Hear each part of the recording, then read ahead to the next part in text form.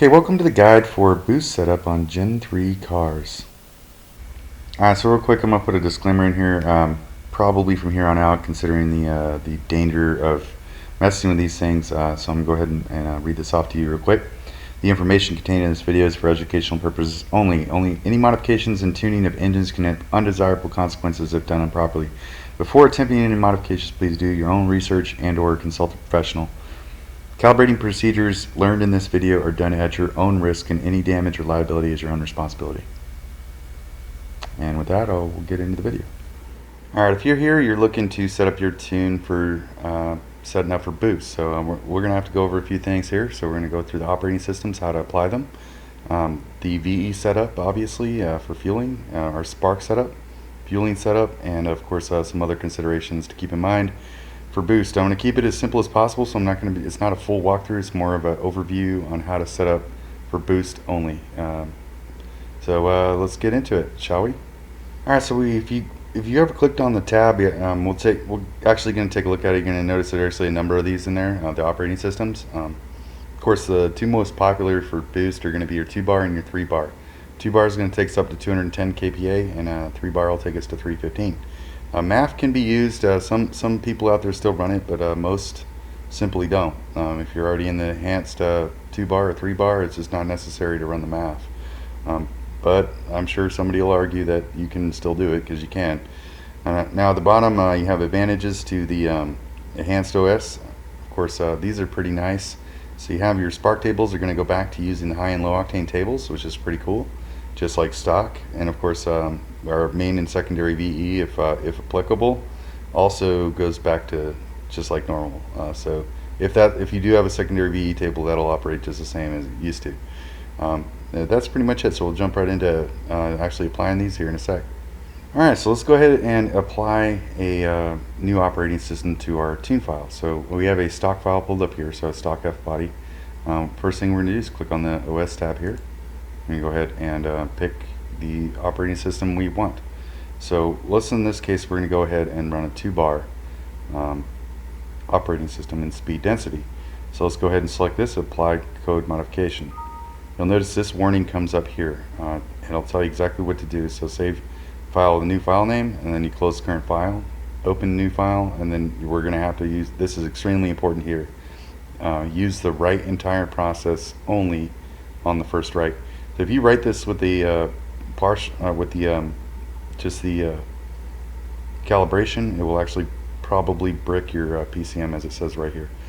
So let's go ahead and do this. So now all we have to do is save this file. We've already clicked it, so we close, we hit save as, and it's gonna come up here, and we'll go 2-bar. I'm just gonna change this to 2-bar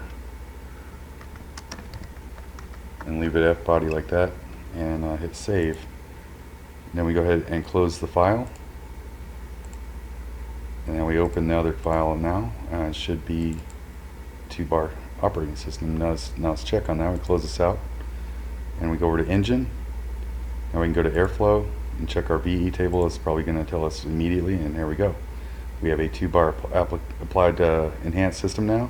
And as you notice, everything is maxed out on the table. It's just flat over here. So obviously we're going to have to fix that. So let's go ahead and get into doing that here in a sec, and we'll go into actually how to set this up. But that's how you apply the operating system. Again, one more word for the wise is when you write this, you must hit write entire. So if you have it set write calibration, you're going to select write entire, just like this. If you do not do this, it will break your PCM. So make sure you write it entirely. And that's pretty much it. I just want to make sure that that's very clear. If you forget what you're doing, it's very easy to do that. So that's pretty much it. So we'll get into how to actually set up the VE here in a sec.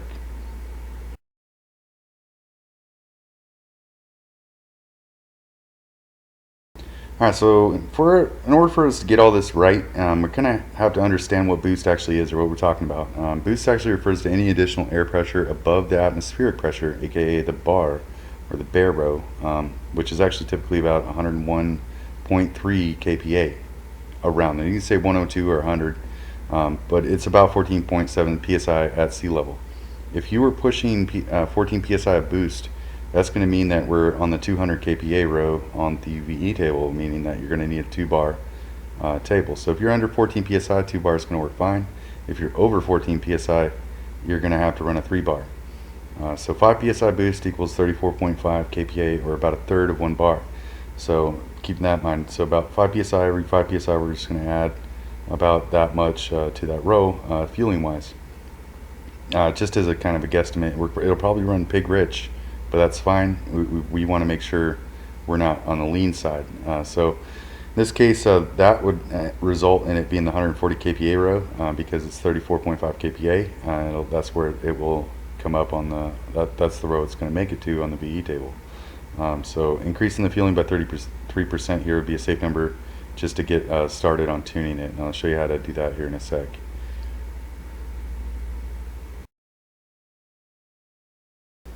Alright, so this is where we left off, and we're at 518, which is a ridiculous number for a VE table, and it's all flattened out. So we can't leave it like this in any case, so we have to copy over our other VE table from our other tune file. So what we're going to do is going to go ahead and we can't use the compare file. Note that we can't use that, and if you try, you'll note that the tables are different, so you can't compare them because they're different. So what we're going to do is go ahead and minimize this, open a second instance of the editor. As soon as my computer's slow, I know. Once it loads, there we go. Now we go ahead and open up our tune file that we should have been working on already. We have our VE table already done. We open up our VE table, and here's our completed VE table in the naturally aspirated areas. Go ahead and select the whole thing, copy, and we're going to go ahead and minimize the window again, or go over back to your 2-bar. Go back to the 2-bar, and now we paste in our VE table, and there we go. Alright, so we certainly can't leave it this way, so the next thing we have to do is actually carry on the VE table up to the end of our 2-bar tune that we have here. So what we're going to do is go ahead and copy our 105 row. We're going to go ahead and select copy, select the entire row, and we're going to copy it to the 210 row, paste it in. Now we have something that looks like this.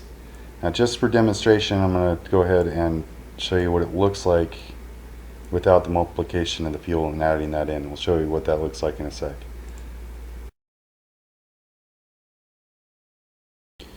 Alright, so now we need to add more fuel to our boost area. So all we're going to do is, for right now, select the very last row and to set up a slope and enter 1.33. This is a minimum value. It can definitely be more depending on what type of boost you're running. Here's what it would look like on a 3-bar at a minimum. We're going to select the 315 row, and we're going to multiply that by 1.666. We're going to do 2/3 to the 315 row and multiply it there, and we should see something like this. Alright, now we're back to our 2-bar, and we're left off on this step. We have the last row multiplied by 1.33. All we're going to do is select from 105 down to 210, and then we're going to click on interpolate between vertical bounds. Click that, and now we have a decent looking VE table that is ready to be tuned for boost. Now it's definitely going to need tuning. It's probably going to be rich, and it may even be lean depending on your case, but in any case, it's going to get us a good starting point to be able to at least tune it and not get ourselves into too much trouble.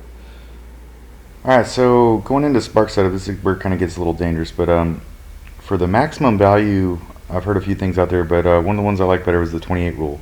It is generally accepted as a safe maximum value for spark, so keep in mind that's a max. This, however, can vary like engine to engine, so just like anything. So this depends heavily on your compression, so the higher the compression, the lower your spark should be. 28 rule is pretty simple. It's just take the number 28 and subtract your boost PSI from that, and it'll give you the maximum setting for boost. So in this case, we would go 11 PSI, 28 minus 11 would be 17 degrees max that we'd want to use as an absolute max.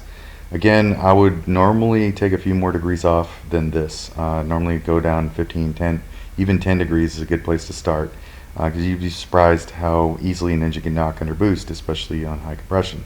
So again, general rule, just as a maximum. If you're over that, you're probably not going to do so good. That's just the point. It doesn't mean you can't be. So again, all subjective to each engine. But it's best tuned on a dyno or at the track. So of course, it's because it's one of the most dangerous settings. I highly do not recommend tuning spark without a measurement tool like a dyno or the track, of course. And at the track, we're going to use trap speed. The dyno, we're just going to use the raw numbers. Actually, see the curve, all that good stuff. And of course, we know pushing spark too hard is going to cause detonation, high heat, and put you at risk for preignition. And these are especially more common under high loads, under boost. So that's why everyone's going to caution you to use a dyno or track to tune the spark. But you can get it street tuned pretty good just by doing the base settings, but do not push the spark more than it needs to be. Just want to cover that real quick before we get started. Alright, so I just want to touch on this real quick. I put this in here to demonstrate basically how the spark table works. So in this case, we're going to look at the top left. We see our idle area in the top left. In the bottom right, we have our wide open throttle area. In the top of the table, we have our D cell area, and in the bottom left and top right, we have our pretty much our unmappable cells. Now that's going to vary engine to engine. This can be different on each engine, but doesn't mean you can't necessarily get there. But in most cases, you can't. It's pretty hard on most engines, and it all depends on how fast your engine spools up, that kind of thing. But this is just the general track and how the engine's going to spool through a wide open throttle pull, full throttle. It's going to shoot down in air mass, and it's of course going to go up in RPM. So it's pretty much going to go straight down the table like this. Your wide open throttle area on the bottom right.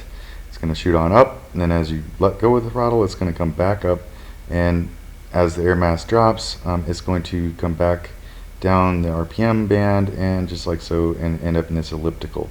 So I just want to put this in there to kind of demonstrate, so you can wrap your head around how the spark table works, and kind of how we're going to go ahead and set it up from here on out. Alright, so moving into spark table setup for your high octane tables is going to be determining the wide open throttle areas, as we already kind of pointed out on the other example. Of course, that's going to be our most important area. Of course, and we're going to go ahead and check out the wide open throttle boost regions using the 28 rules, the max value. So you don't want to go above this.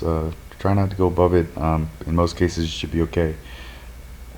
Reduce spark on the ramp in areas as well, because you can also find you'll find a lot of knock happening through the mid-range, and if that's the case, just pull the spark out there.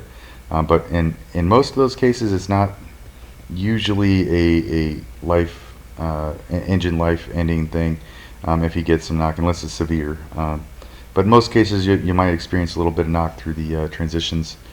So definitely pull the spark there, verify it is the spark doing it, or use some high octane fuel to determine if it's false or not, because a lot of times it can be. But at the end of the day, the wide open throttle area is where it's really going to matter. So if you get a knock up here at wide open throttle under high stress, high boost setting scenario, that's where it's going to really do some damage if it does occur. So that's why we pull it out up there first, and we kind of work the ramping areas later. We're going to reduce spark in the VE area as well, max VE. If you want to identify that, it's just the lump on your VE table if you have one. This is going to depend on your type of blower. Really, the only time it's going to matter, for the most part, is a positive displacement blower, because of the way the max fill is going to occur. Whereas on a Sentry blower, it's going to actually be a long bell curve or slope. So that's kind of something to keep in mind on the type of how the air is going to be entering the engine. And then of course at the end we're going to blend the table. That's definitely on something I like to do. I like to blend everything, make it nice and pretty and smooth, just the way I do it. So I like all my tables to look nice and smooth when I'm done. That's about it. So we'll move into how to set that up here in a sec. Alright, so here I got the high octane table pulled up from the spark tables. So what we're actually going to do is pull some spark out, because this is a bone stock 0411 tune. So it's going to look a little different depending on what vehicle that you're working with. But you can see right here in the bottom right corner we have our wide open throttle area. And now note that on a bone stock engine, it's highly unlikely that it's actually going to get to 1.2 grams a cylinder air mass. So if you're looking at these numbers and thinking they're pretty low, it's because they are. So it's highly likely that going up through this, you're actually going to be more in the center of the table, like perhaps around this area here. So with a boost though, and bigger injectors, you're definitely going to end up on this bottom row very quickly. So Let's go ahead and pull some spark out. So we're going to do it on the wide open throttle area. So we're going to start about let's start about here in the middle of the table, and a little bit lower on the bottom, right about here. And we're just going to carry it on over here. We're going to set this value down to, we're going to go ahead and use 15. 15 degrees should be a pretty safe number for most blowers, depending on your PSI level. Now that would be assuming, let's say 10 PSI. That'd be a good spot, decent. Again, can vary, depends on the engine, depends on the car. So next we're going to do is look at the ramp in areas as talking about. So you get the ramp in here, but of course you're not going to start here. You're going to start up in the top left corner. So this actually right here is the ramp in, is from here to here. This area is what we want to look at, and if this is a centrifugal blower, we don't have to do a lot other than to blend this in, depending on where the boost hits. But you can see the numbers aren't actually that high. This actually wouldn't be a bad way to start. So I'd go ahead and let's go ahead and blend these together like this. We're just going to blend them, so we'll smooth selection like so, and we'll go ahead and smooth this in to the idle area a little bit smoother, and just to smooth the whole table out a little bit, which is what I like to do. And now we have something like that, and that'd be a good starting point for boost, because now we have a good wide open throttle, which that's where it's going to matter. And if this is a PD blower, of course we're going to have to reduce it everywhere pretty much up here for a positive displacement, again noting that the boost is always going to be existent, so it's going to stay consistent throughout. So the ramp in area isn't going to be that big a deal. So this is what something would look like on a centrifugal blower or turbo, something like that. You could run something like this. And this is just taking a stock, just a starting point. Again, starting point. So all I did was take a stock tune file and modify the bottom area just a little bit to get me somewhere I could start about 15 degrees of spark in, and that should keep me out of trouble for the most part. 10 degrees is a lot of guys start around 10. 15 is okay too, but don't. And this all depends on your boost level. If you're above 10 psi, this might actually be too high. So keep that in mind too. So anyway, that should about cover how to set up the spark table. I'll cover one other example of a LS1 tune. How about we try that real quick? We'll open up an LS1 tune, and we'll take a look and do that one real quick. Same way, we'll just go ahead and open that up. Let's see, bone stock LS1. All right, so we'll go to the spark table again. We'll go to high octane, and now we'll take a look. And this is significantly different than the other one, isn't it? Interesting, and it's a lot higher in the spark values too. So as you see on the bottom, it's 28. So we're going to go ahead and just take this whole wide open throttle area. Again, we're just going to set that sucker down to let's say 15 again. We'll do that. We'll do something like that. 15 degrees. Over here on the ramp in, you have the max VE, but we're going to assume this is a PD blower, so we're going to go ahead and just pull everything out and ramp it in, so as a PD blower would be. So we'll just go make this one about 12 in the center region. You don't want it too high. And then above it, same thing, we'll just leave it 12 or so there. And we're going to make sure, yeah, all that looks good. We'll take this corner and we're just going to go ahead and blend it all down like so. And fix this area here. Blend that too. I got a spike I don't like here. I'm going to go ahead and hand smooth this out. I don't like that.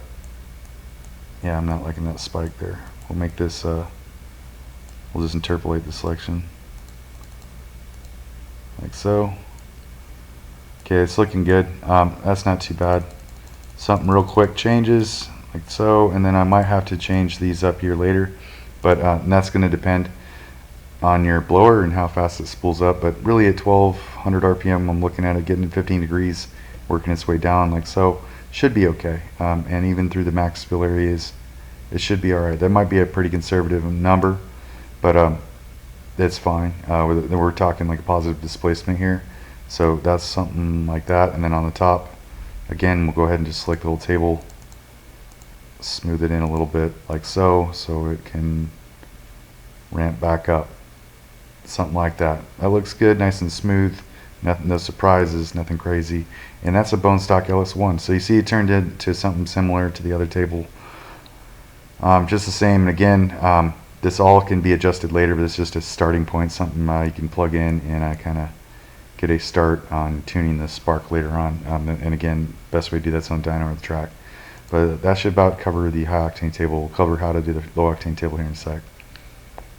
Alright, so under the improved operating system, the low octane table is functional because the high octane table becomes the primary.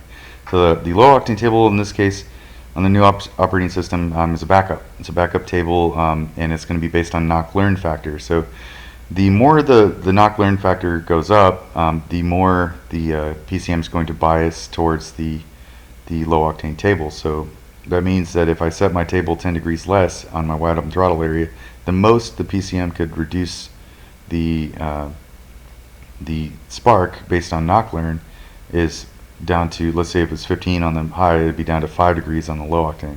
So, and that makes sense. So something like that, you pull about 10 degrees off the wide open throttle, and usually about 15 degrees off the bottom left. And usually that's about good. We're going to blend everything together, and again, it's just a backup table in case you're getting significant amounts of knock. So this table actually isn't, don't worry about the numbers on it so much, worry about if you have knock or not. That's actually what I'd be more concerned with, if that's what you're thinking, is this table actually doesn't get used unless that's the case. So keep that in mind. So we're just going to set this table up to be safe, so that it gives it plenty of room to move towards a lower number if needed. Alright, so we already got the high octane table kind of worked out somewhere we can get started on tuning this. So what we're going to do is set up our low octane table real quick, and this is just as a backup safety. So the whole point of the low octane table is to work based on knock learn factor. So knock learning is it's basically when the knock is persistent for some time, it's going to start to revert to the low octane table. So depending on what the knock learn factor becomes, the farther it's going to slide over to the low octane table. So that's the whole point of doing this part, is we're going to paste the numbers from the high octane table, at the wrong button, and we're going to copy them straight over to the low octane table like we did before in the speed density tuning, to tune all that. But now that we have the new operating system, this table will function again. So what we're going to do in the high octane, or for the low octane table here, is going to reduce the wide open throttle area just like we did before. We're going to go ahead and take out 10 degrees here, and enter minus 10. We're just going to add that in. We'll drop that out like so. Then over here on the bottom left, we're going to do the same thing. We're going to go ahead and pull out roughly about 10 to 15 degrees there, and then we're going to pull that out too. We'll blend all of that together. We'll interpolate. Actually, let me go ahead and reverse that change. I'm going to add negative 15 to this corner. So we're going to add it instead of, there we go, that's better. Alright, so now we go ahead and blend them together, or blend until the hump's gone. Something like that. And we can blend this area too in as well. So something like that. We don't want to mess with the idle too much. It shouldn't knock in this region anyway, but if it does knock, I'll blend again. Again, I like nice smooth tables.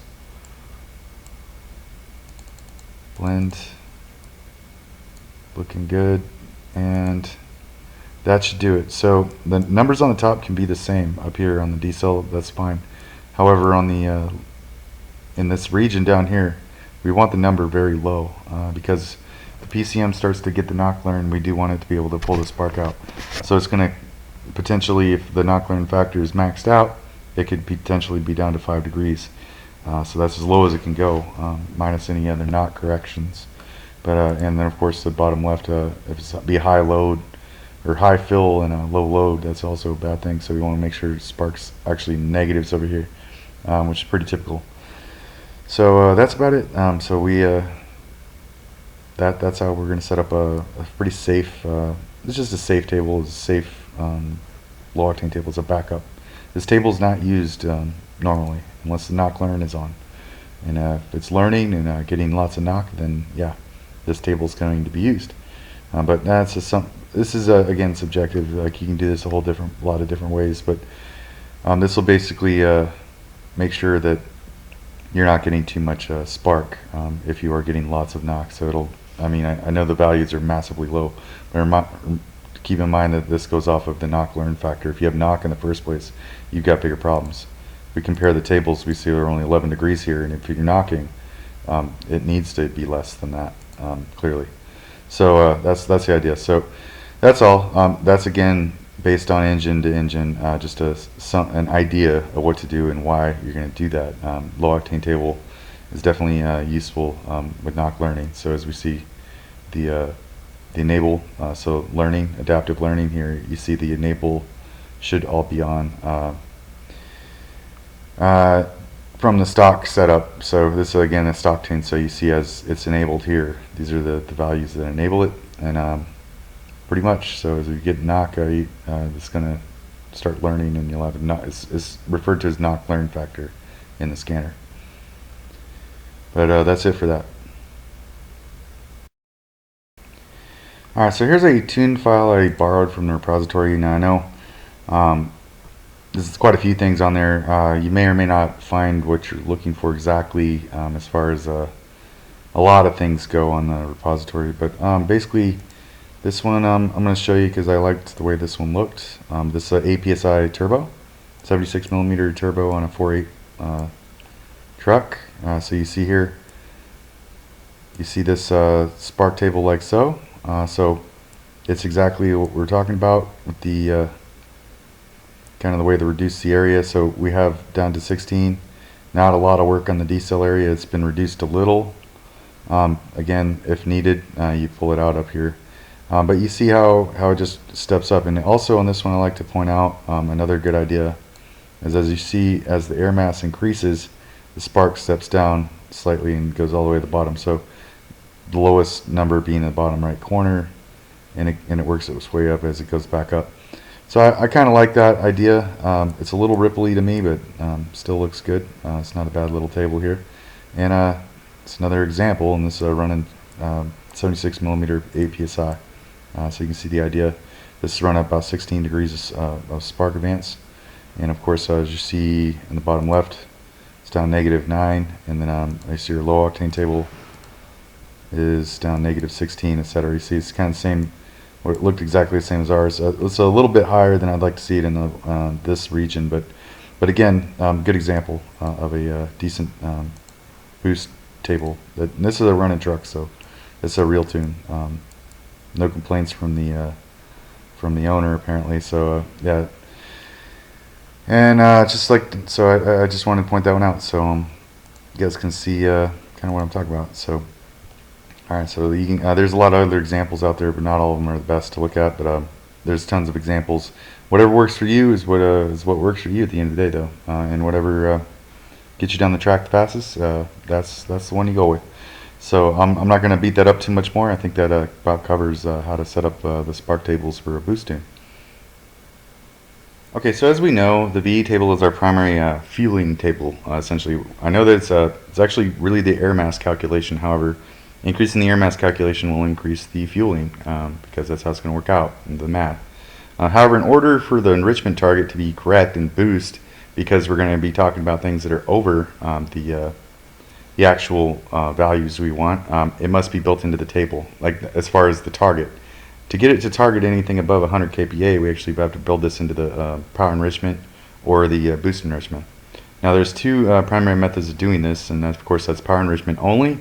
As a target, you use an RPM based. This is RPM based with boost and enrich as a backup, because it's going to, the PCM will use whichever table is richer. So if you use it, power enrichment is more reliable, and that's the one I'm going to show here, going based on RPM. And then we got our power enrichment as a ramp into boost enrichment, and BE as the target.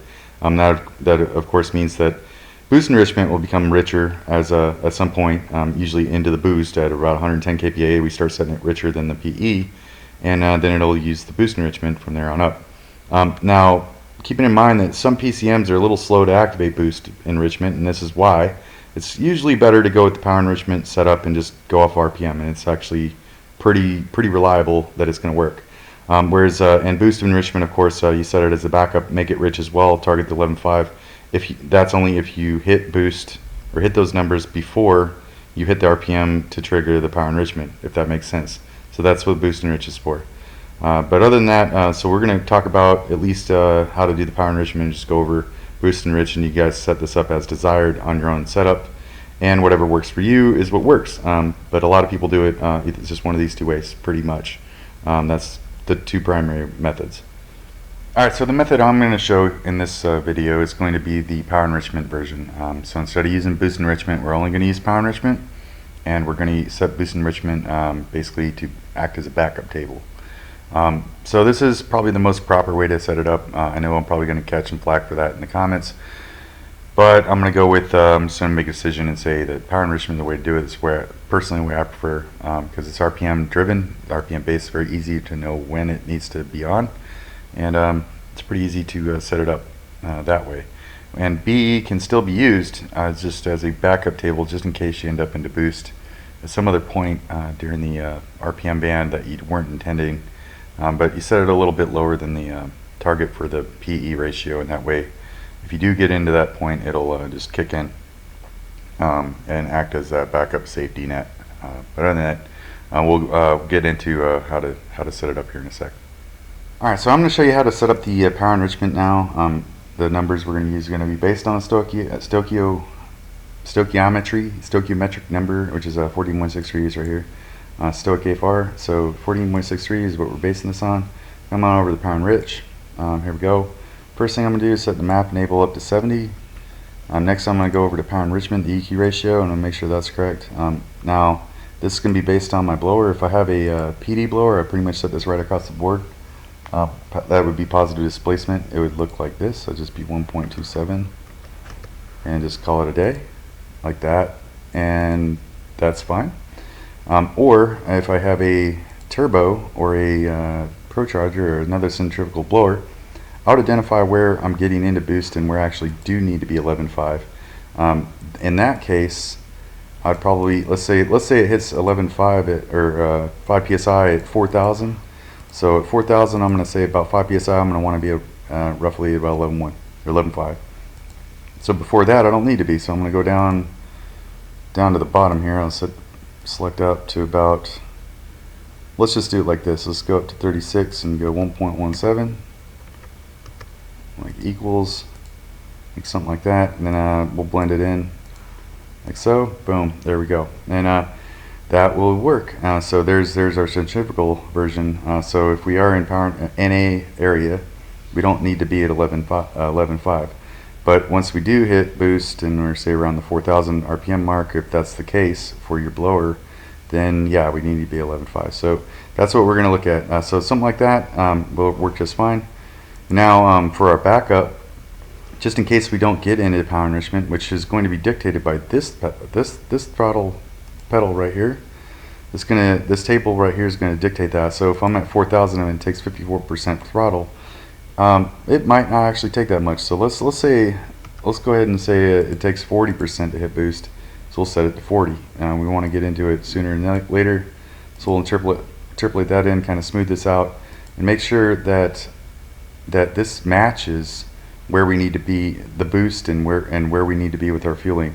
Keeping an eye on that. That's going to be from the scanner, and we may have to come back and adjust this. Now in the meantime, we could use the boost enrichment table as a backup in case we aren't getting the commanded that we need into boost, which is pretty easy to set up, because we're just going to select the whole table and we're going to set that to 1.26 across the board, just so it's slightly leaner than the other table. Not a big deal. So that way it sticks to the power enrichment, so it doesn't trigger this table all the time. So the whole point being is I want it to use the power enrichment and use this as a backup. If it doesn't get into power enrichment because of this table, then it's going to use this table based on map, and that's why it's a backup table. So it does. There are times it can get into boost and not actually trigger the power enrichment, and that's why this table exists.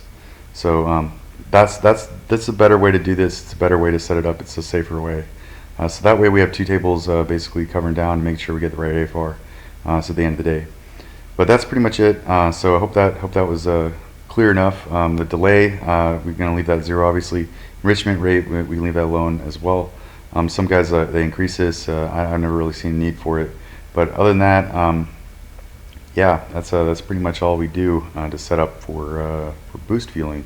Then from here we tune our V table, and our targets should be appropriate for our boost levels and maps. So that's pretty much it. Alright, so other considerations, this may not be all of them by the way, but I'm going to go ahead and wrap this up with use the correct map sensor for the calibration for what you're using. So if you need a 2-bar or a 3-bar, make sure you're using that and apply the right offsets and verify it's working with another gauge. Next would be use proper heat range spark plugs. This is something else people may forget to do. This general rule is go down 1 heat range for about every 100 horsepower above the stock plug. So that makes sense. So obviously run them and confirm them, check them for overheating, that kind of thing. And finally, move the IAT sensor to the intake manifold. It's a good idea because it adds to heat, and so that's where it's going to build up a little bit more. So that's another good consideration to do that as well. But other than that, there's pretty much covers everything for the most part to at least get started on tuning the boost. And hopefully it works out for you. I hope you guys enjoyed the video, and I'll see you out there.